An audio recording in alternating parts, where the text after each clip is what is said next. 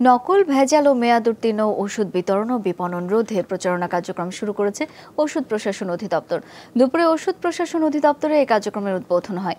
মহাপরিচালক বলেন, করোনার দ্বিতীয় ওয়েভ মোকাবেলা ও ভ্যাকসিন না আসা পর্যন্ত সবাইকে কঠোরভাবে স্বাস্থ্যবিধি মেনে চলতে হবে।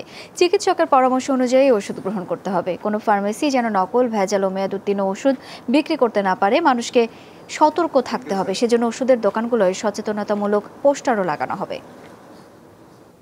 আমাদের প্রায় 1,51,000 ফার্মেসি রয়েছে। আমরা উদ্যোগ নিয়েছি যে এই পোস্টারগুলো আমরা আমাদের এই ফার্মেসিগুলোতে পৌঁছে দেবো, যেটার মধ্যে কিন্তু স্বাস্থ্যবিধি সম্পর্কে বলা আছে। নো মাস্ক নো সার্ভিস, এই যে একটা স্লোগান, অর্থাৎ মাস্ক করুন সেবা নিন, এই কার্যক্রমকে আমরা আরও এগিয়ে নিয়ে যাব।